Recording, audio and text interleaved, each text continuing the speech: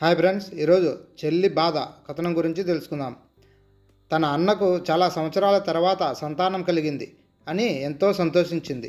తన అన్నయ్య పనిలో పడి తనను ఆ ఫంక్షన్కి పిలవడం మర్చిపోయారేమో, అయినా సొంత వాళ్ళను పేరు పెట్టి పిలవాలా ఏంటి అని తన భర్త పిలవని పేరంటానికి వెళ్ళొద్దు అని చెప్పినా కూడా వినకుండా ఉయ్యాల ఫంక్షన్కి వెళ్ళింది కామాక్షి.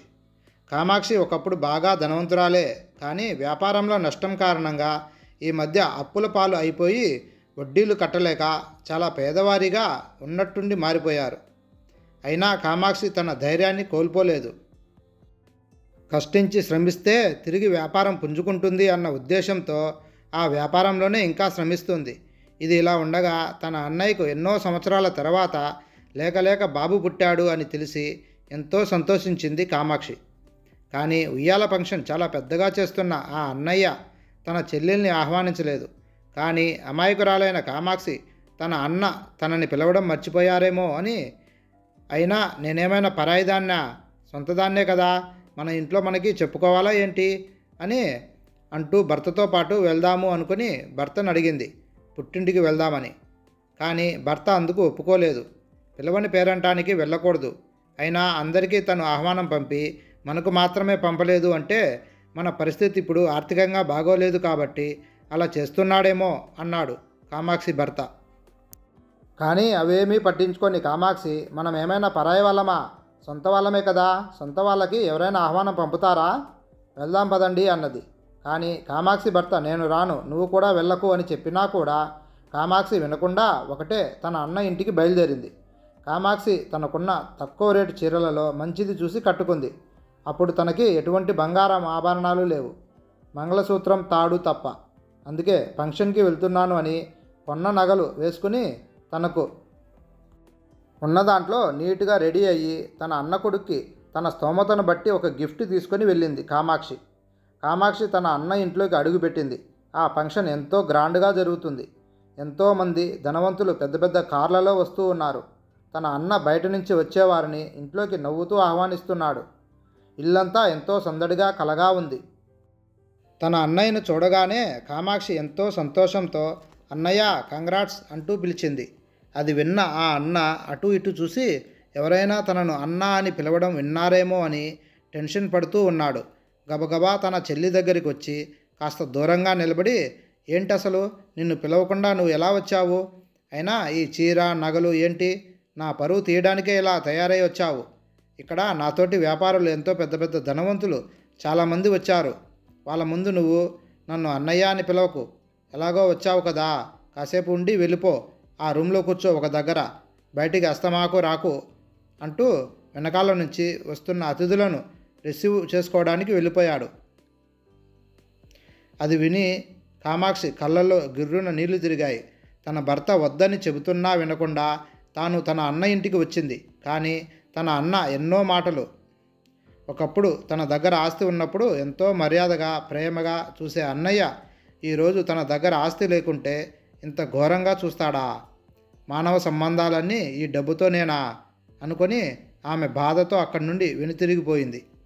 అప్పుడే తన అన్న భార్య వచ్చి, కామాక్షి ఎప్పుడొచ్చావు, ఎలా ఉన్నావు, పద పద లోపలికి అంటూ బలవంతంగా చేయి పట్టుకొని లోపలికి తీసుకువెళ్ళింది. కానీ కామాక్షికి అక్కడ ఉండబుద్ధి కాలేదు. అయినా తన వదిన ప్రోద్బలంతో ఉండాల్సి వచ్చింది.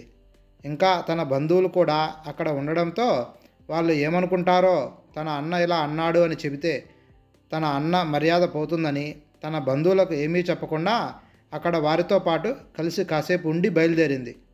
అలా తన ఇంటికి వెళ్తూ కామాక్షి ఎంతో బాధపడుతూ వెళ్ళింది. ఇన్ని రోజులు తన అన్న తనతో ప్రేమతో అభిమానంతో ఉన్నాడు అనుకున్నాను, కానీ ఇలా ఒక్కసారిగా డబ్బు మనిషిగా మారతాడు అని అనుకోలేదు. తన చెల్లిని సొంత చెల్లి అని చెప్పుకోవడానికే తను అంత నామోషిగా ఫీల్ అవుతున్నాడు. అందుకే తను నన్ను ఆహ్వానించలేదు. నా భర్త చెప్పాడు వెళ్ళొద్దు పిలవని పేరంటానికి అని, అయినా కూడా నా మూర్ఖత్వంతో వచ్చాను.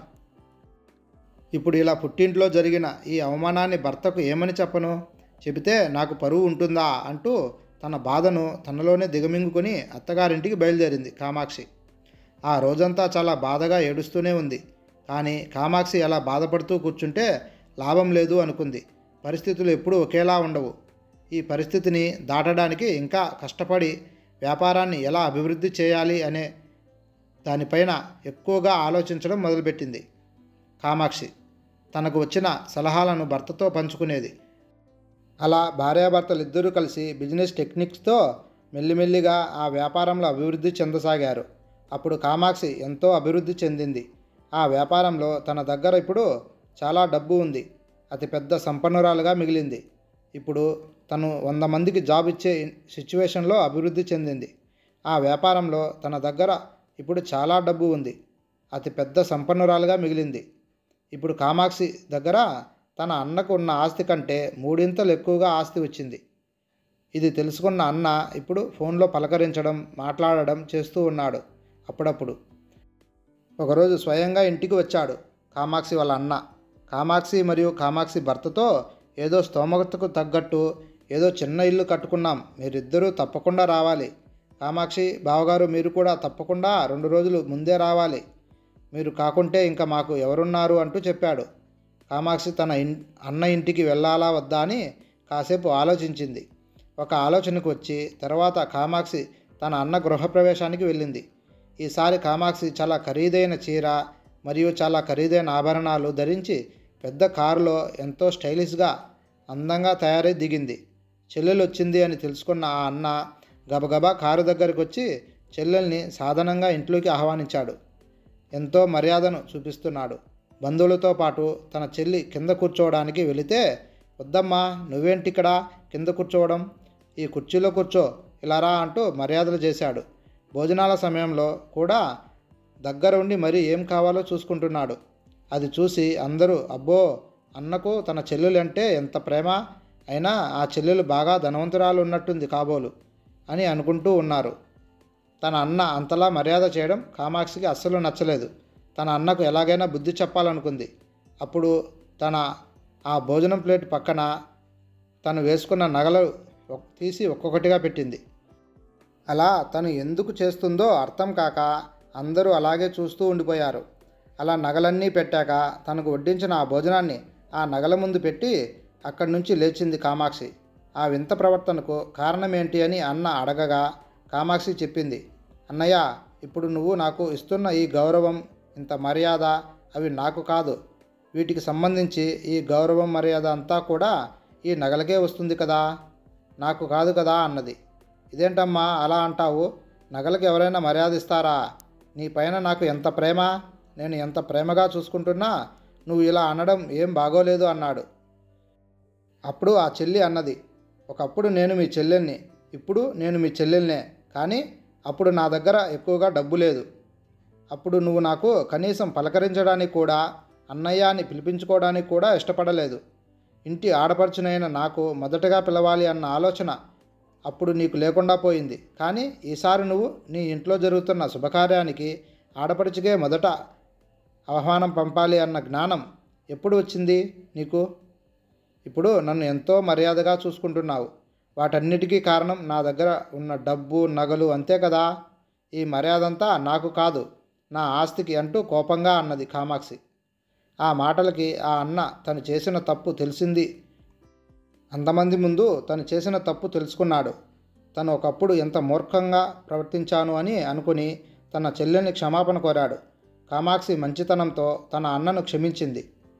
హాయ్ ఫ్రెండ్స్, ఈ కథ మీకు నచ్చినట్లయితే please like and subscribe friends.